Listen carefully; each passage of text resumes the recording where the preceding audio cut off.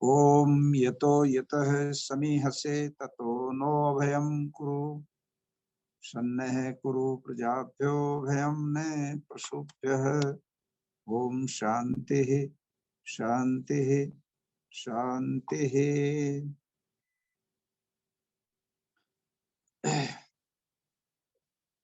आर्य प्रतिनिधि सभा अमेरिका के पितामह आदरणीय श्री गिरीश खोसला जी इस 31वें आर्य महासम्मेलन के कीनोट स्पीकर और प्रसिद्ध आर्य सन्यासी, लोकसभा के सदस्य आदरणीय Swami Sumedhanand ji Maharaj, renowned scholar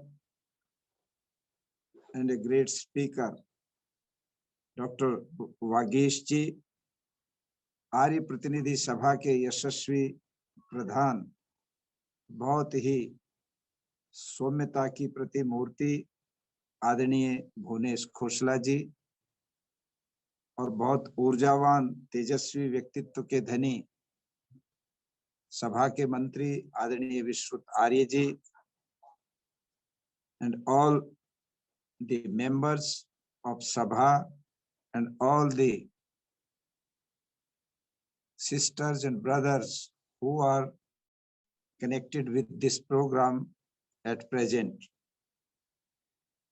I express my cordial gratitude to Arya Pratinidhi Sabha America, who invited me to say some words before the enlightened audience on the subject Global Challenges for Humanity and Vedic Solutions. It is a great privilege to me to express my views, on such an important topic.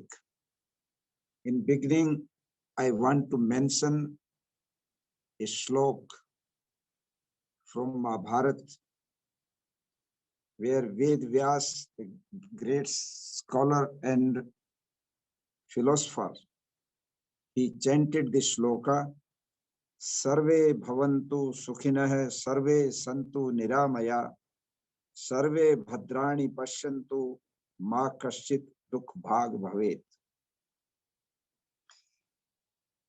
इसका भाव बहुत स्पष्ट है.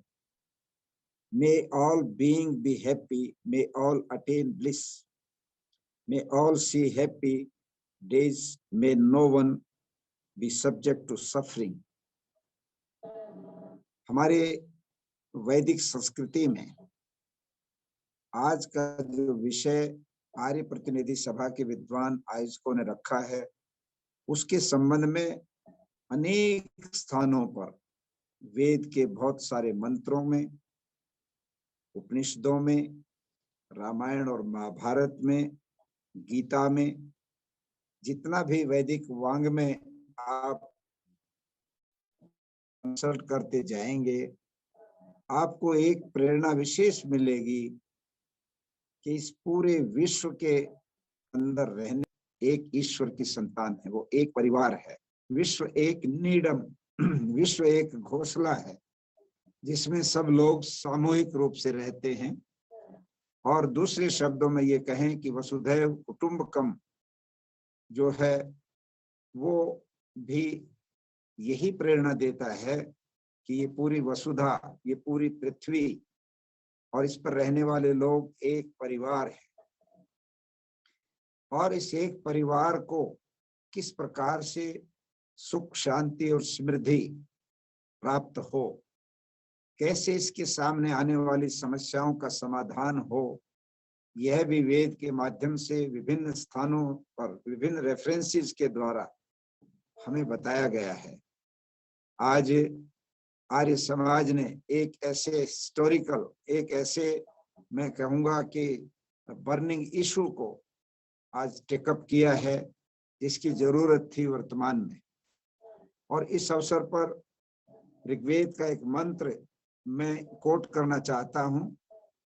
उस मंत्र का भाव है अज्येष्ठासो अकनिष्ठास एते भ्रात्रो वा वृधु सौभ गाय युवा पिता स्वपा रुद्र एशाम सुदुधा कृष्णी सुदिना मृद भय।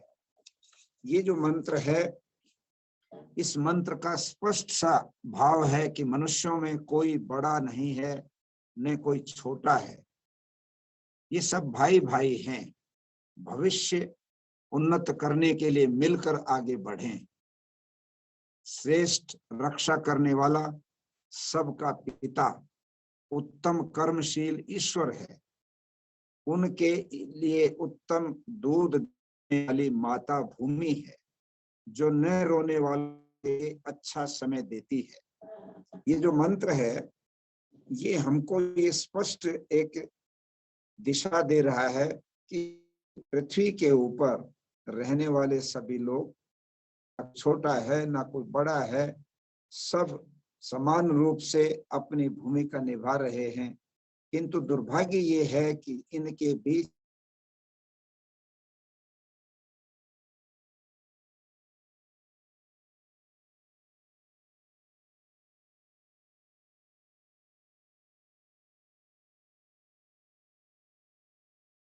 है और कई राष्ट्रों का भेद बहुत ज्यादा दिखाई देता है।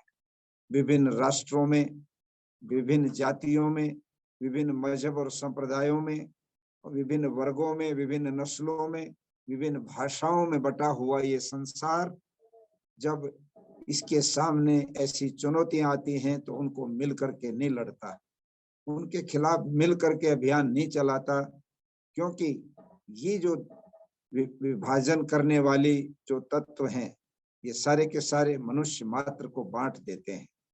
इसलिए यदि आज हम देखें कि हमारे सामने ग्लोबल चैलेंजेस कौन कौन से हैं, जिनको हम वैदिक समाधान से दुनिया के सामने कुछ रास्ता दिखाना चाहते हैं। मैं देखता हूं कि पूरी दुनिया के अंदर आज ग्लोबलाइजेशन हो रहा है, और ग्लोबलाइजेशन के इस दौर में पूरी दुनिया एक नगर के रूप में, एक गांव के रूप में, एक पूरे विलेज के रूप में बन गई है। सारी दूरियां समाप्त हो गई हैं। विज्ञान के कारण से आज हम हर क्षण परस्पर संपर्क में रहते हैं।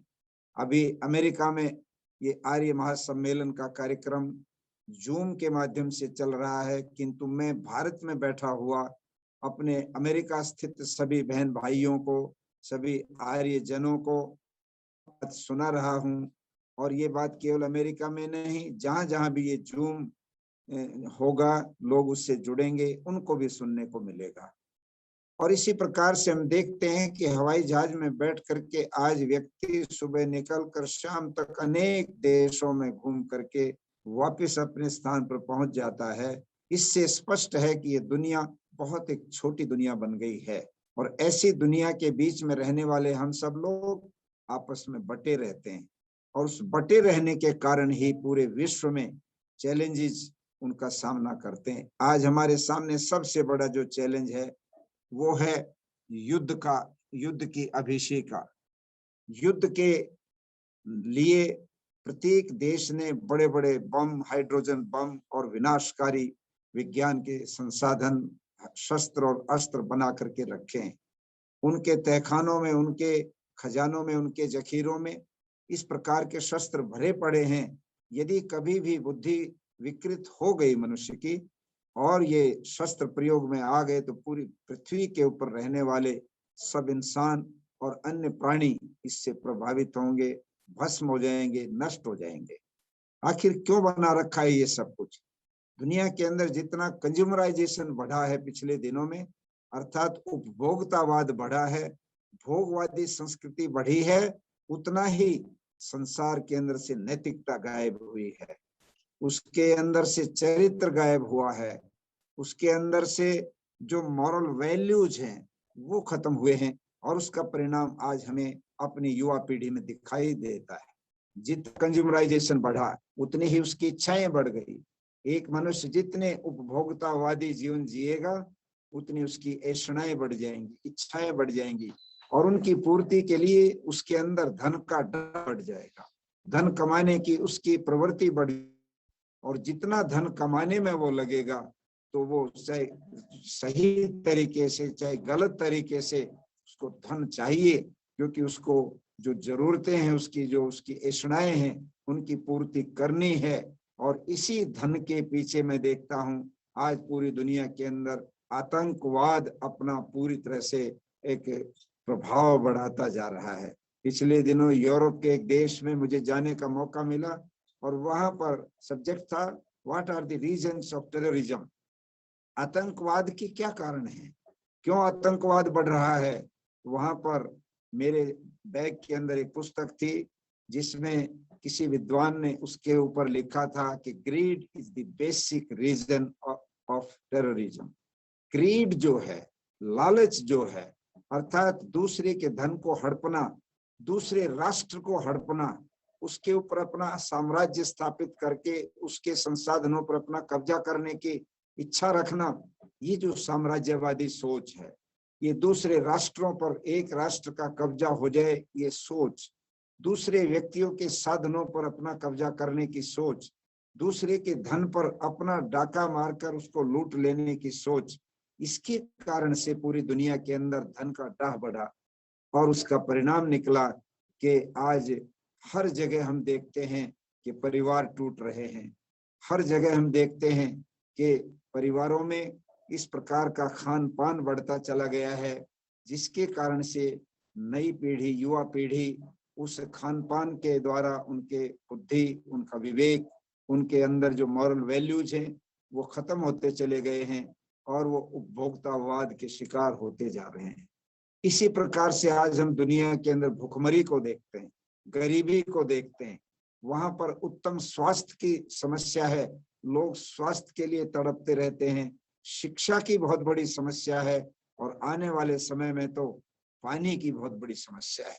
पिछले दिनों मैंने देखा कि यूनाइटेड नेशंस के अंदर एक सस्टेनेबल डेवलपमेंट का एक प्रोजेक्ट, एक मैनिफेस्टो डिक्लेयर हुआ, और उसके अंदर कि पूरी दुनिया के अंदर रहने वाले लोगों को 2030 तक यूएनओ ये कहता है कि हम ऐसा सस्टेनेबल डेवलपमेंट का प्रोजेक्ट देंगे कि दुनिया के अंदर से लोगों की जितनी भी स्वास्थ्य संबंधी समस्याएं हैं, उसकी भूखमरी की समस्या है कि कोई व्यक्ति दुनिया में भूखा न रह सके, उसका कुपोषण ना हो सके, उसके लिए पानी की, स्वच्छ पानी की व्यवस्था हो सके, और अन्य जो आवश्यक उसकी आवश्यकताएं हैं उनकी पूर्ति हो सके। ये प्रोजेक्ट यूएनओ दुनिया के सामने प्रस्तुत कर रहा है। किंतु मैं ये कहता हूं आज वैदिक सॉल्यूशन इन सारी समस्याओं का क्या हो सकता है। वैदिक सॉल्यूशन का एक मैं समझता हूं बिंदु है जिसके माध्यम से दुनिया की सब समस्याओं को हम ठीक कर सकते हैं, वो है वसुधैव कुटुंबकम, वो है विश्व एक नीडम की भावना, वो है वैदिक संस्कृति की औरों को खिल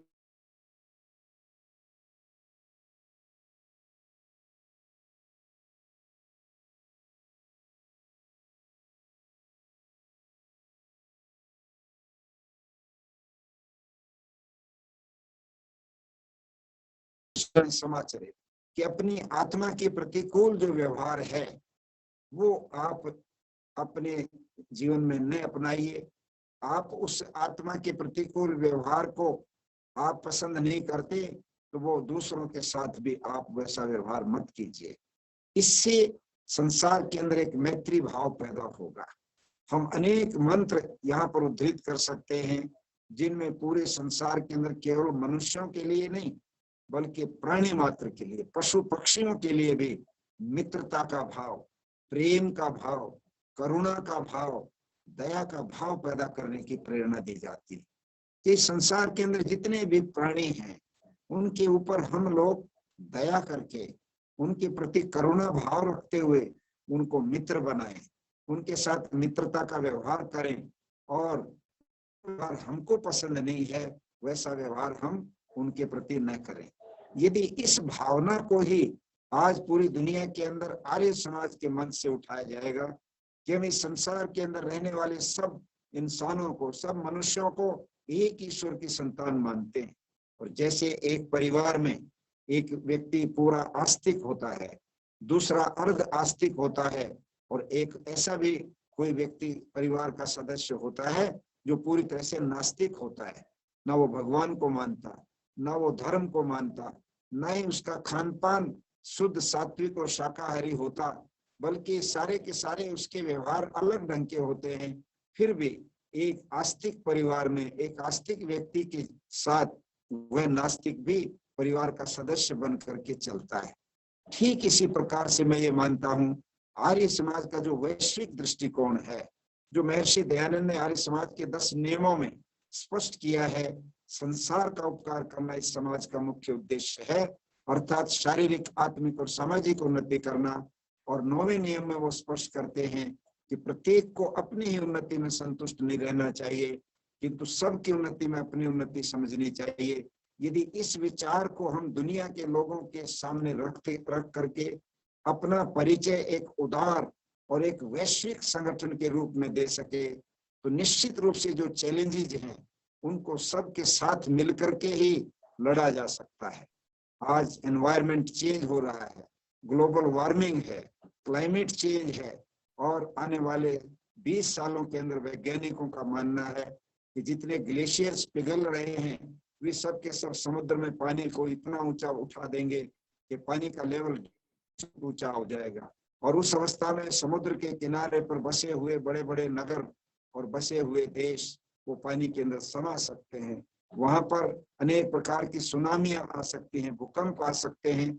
ये ग्लोबल जो वार्मिंग है, क्लाइमेट चेंज है, ये बहुत बड़ी एक चुनौती है, और इस चुनौती को आर्य समाज इस रूप में स्वीकार कर सकता है। समाज डिक्लेयर करे दुनिया के सामने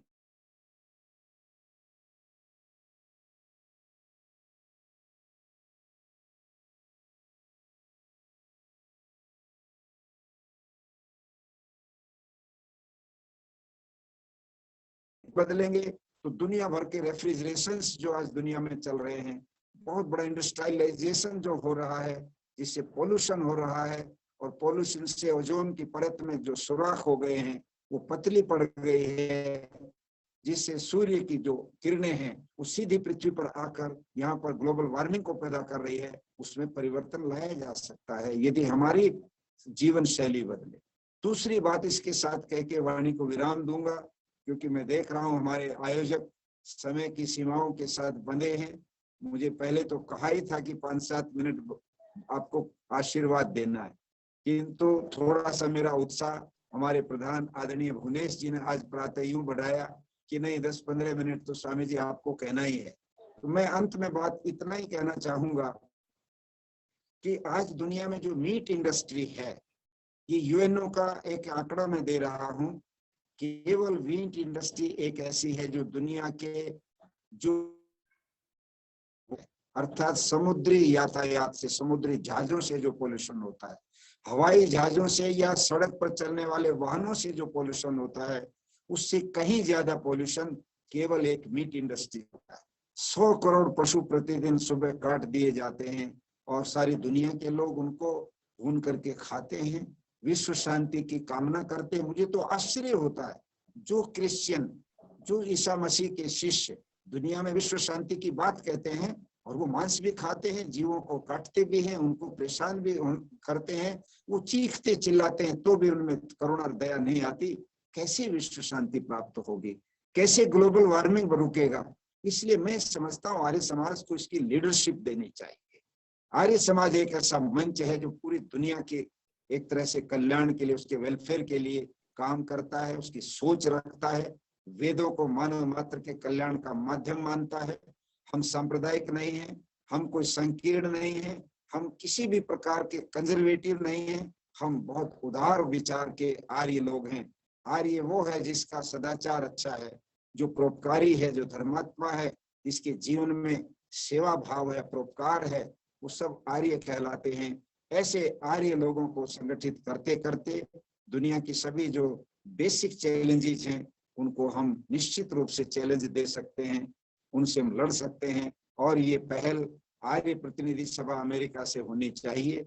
आपने ये सब इशू रखा, इस पर बहुत लंबा एक तरह से डिस्कशन होने की जरूरत है। आप विद्वान हैं, नवयुवक हैं, मैं ये चाहता हूं कि वैश्विक दृष्टिकोण को दिमाग में रख करके ये भी तय करें। मैंने आदरणीय नरेंद्र मोदी जी को यहाँ पर एक पत्र लिखा था कि यदि शिक्षा में परिवर्तन करने का विचार आपने रखा है तो मैं एक सुझाव देता हूं, उसको आप उसको जरूर उसको लागू करें।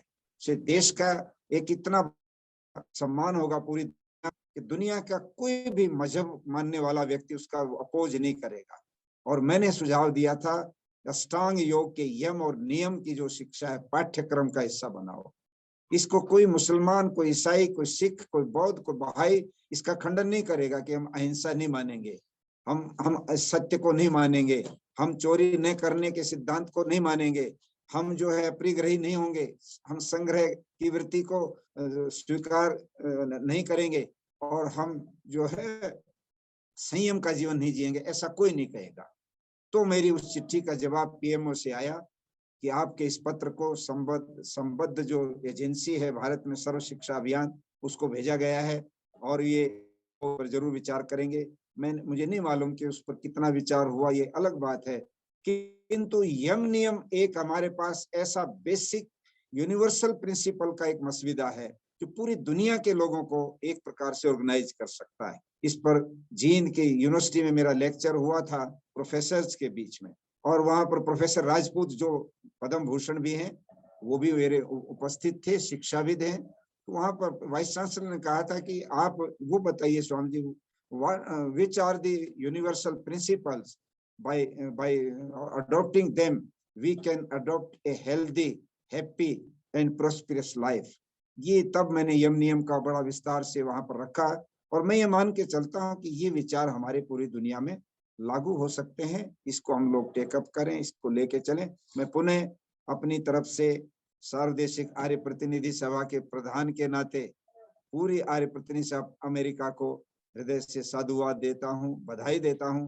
कोरोना के इस दौर में भी आपने अपनी गतिविधियों को जारी रखा, और नई पीढ़ी का जिस ढंग से आपके पास वहां निर्माण हो रहा है ये बड़ा अद्भुत है, ये प्रशंसनीय है। और मुझे पूरी आशा है कि भविष्य केवल अमेरिका में नहीं, आपसे प्रेरणा लेकर दुनिया के और देशों में भी आर्य समाज का बहुत उज्जवल होगा, और आर्य समाज नई पीढ़ी के हाथों में बहुत सुरक्षित होगा। इन शब्दों के साथ आपको और आपकी सारी पूरी टीम को मैं बहुत बहुत अपनी तरफ से बधाई देता हूं, साधुवाद देता हूं, और आदरणीय गिरीश खोसला जी के उत्तम स्वास्थ्य की कामना करता हूं, जिन्होंने बहुत वर्षों पहले यहाँ अमेरिका में इस आर्य प्रतिनिधि सभा को स्थापित करके वहाँ के आर्यों को जोड़ा, संगठित किया, और उसके बाद ही वो दुनिया के और देशों में भी निकले थे। इन शब्दों के साथ वाणी को विराम। ओम शांति।